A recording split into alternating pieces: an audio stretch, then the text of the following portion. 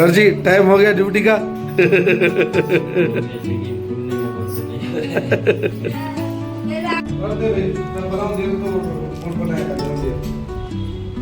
जानला छ हैन बिहानदेखि उठाउनलाई परि नि चाहिँ 6 बजे उठाइदिनु पर्ने मान्छे अहिले 9:10 बजे उठान हैन ल इनकम मुखेर ल निकरी राम्रो परे आज हामीले खिर बनाएको छु हामी खिर बनाएपछि हामी जाने छौं अब हाम्रो दाजु साथमा अहिले चाहिँ दाजुको आँखा राता राता भइहाल्छ नि हैन। सबैलाई नमस्कार, दशैंको मङ्गलमय शुभकामना छ सबैलाई। दाजु दिदी तथा बहिनी काका काकी आमा बाउ सबैलाई परदेशमा रहेको र घरमा रहेको सबै व्यक्तिलाई मेरो तर्फबाट ह्याप्पी दशैं तिहार राम्रोसँग बनाउनु होला तपाईँ। और आज म यो भिडियो नेपाली भाषामा किन बनाएर गइरहेको छु भने किनकि हामीले आज केही यस्तो भन्नेखेरिमा हाम्रो यो यताको यो रङ्गोली भन्छन् हैन यो बनाएको छौँ हैन। किनभने कि मैले टिका नलगाएको कारण पनि एउटै हो, सरकार माथि गरौँ न त। मैले टिका नलगाएको कारण पनि एउटा हो किनकि हाम्रो घरमा मान्छे बितेको 1 वर्ष पनि भएको छैन, त्यही भएर मैले टिका नलगाएको हो हैन। अरू जसकोमा सबै राम्रो छ, ठिकठाक छ, सबै घरमा ठिक छ, त्यसले धेरै राम्रोसँग आफ्नो तिहार बनाउनु, दसैँको रक्सी खानु नो प्रब्लम भन्दैन, म नखाऊ भन्दिनँ। जुवा खेल ताजा खेल रक्सी खाऊ, दसैँको तिहार हो, 1 वर्षमा एकचोटि आउँदा रमाइलोसँग बनाउनु हैन। अब यसपछिको अघिको ब्लग हामी आजको ब्लग सबै नेपालीमै नै सुट गर्नेछौँ र नेपालीमा सबैहरू यो ब्लगहरू सुनिदिनु होला र धेरै सपोर्ट गर्नु होला। आज के गर्छु भन्नेखेरिमा हामीहरू इन्डियामा बसेर कि यो घरमा रहेको रङ्गोली र घरमा के गरेको छ भनेर दोकानमा गएर हामी काम गर्दाखेरि के गर्छौँ भन्नेखेरिमा त्यो सबै कुराहरू एक्सप्लेन गर्नेछौँ हामीहरू यो भिडियोको माध्यमद्वारा। अलिकता विक छ मेरो नेपाली, त्यसको लागि नराम्रो नसोच्नु होला, नेपाली नै हो म। अलिकता धेरै भाषाहरू बोल्दाखेरि मिस्टेक हुन्छ मलाई पनि हैन। ल आउनुहोस्, तपाईँलाई म मेरो घरको टुर दिन्छु। पहिला हाम्रो यो रङ्गोली ल किन आउनुहोस् त, रङ्गोली यस्तो साइडदेखि गएर हैन स्वाट्ट भएर चट्टै यस्तै यो त्यसपछि आज हाम्रो घरमा के पाकेको छ भन्नेखेरिमा हैन, पाकेखेरि भनेको खिर छ हैन, खिर पकाएको छ, खिर खाने हो न।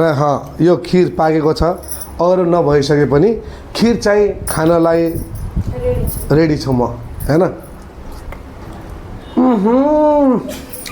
आहा दामी छ केटाहरू, यस्तै मिठो खाना बनाएर घरतिर खानु होला, आफ्नो घरको मान्छेलाई खुवाउनु होला र पुरा परिवारलाई खुवाउनु होला हैन। किनकि अब लेट्स गो गाइस यार, अरू भिडियो पनि बनाउनु छ त यार, यतिमा बसेर हुन्छ आउनु।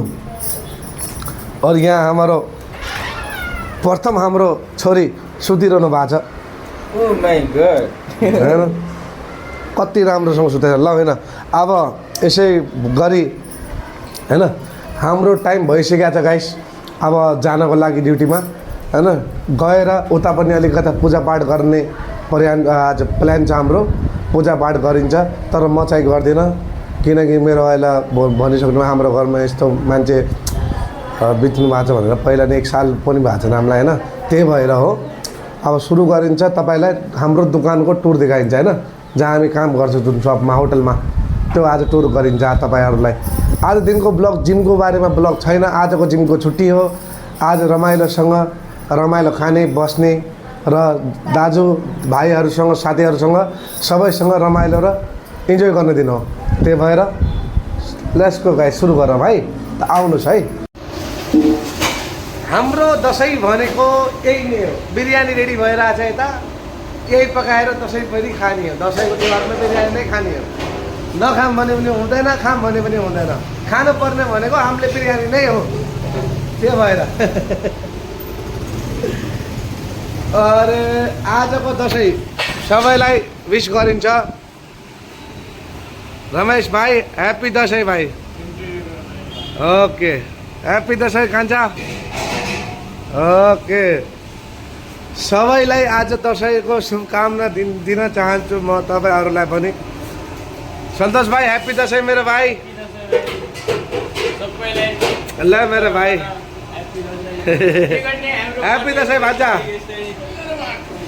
कस्तो लागेको भन्छ सबै घरमा बसेर दसैँ मनाउँदैछन् हामीहरू यहाँ यो चिकनलाई होइन जिन्दगीभर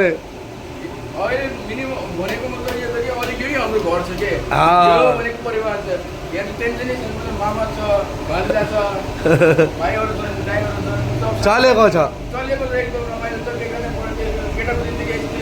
ल ल त फाइनली गाइस अब सिधिसक्यो हाम्रो आजको दसैँ पनि होइन यो राति ब्लग बन्दैछ किनभने कि टाइम पाएन यार आजको दसैँको दिनमा सबै होटलमा धेरै नै बिजी हुन्छ त्यही भएर टाइम पाएन मैले और फाइनली सुत्दाखेरि लास्ट एन्डिङ भिडियोमा बाई गर्न पनि मन थिएन यार आज यार किनभने कि यस्तो गाउँमा हुँदाखेरि क्या रमाइलो दसैँ हुन्थ्यो साथीभाइहरूसँग सबैसँग घुमिन्थ्यो बसिन्थ्यो यता चाहिँ यस्तै भयो होइन यो साल पनि दसैँ अलिकता गाह्रै नै गयो अब आउँदो सालमा आउँला आमा बाउसँग घरमै आमा बाउहरूसँगै बसौँला होइन कोसिस गर्छु म अब सालतिर नेपालमा आफ्नै घरमा बसेर दसैँ मनाउन पाऊँ भनेर आजको लागि यति नै छ गाइस ल बाई त है।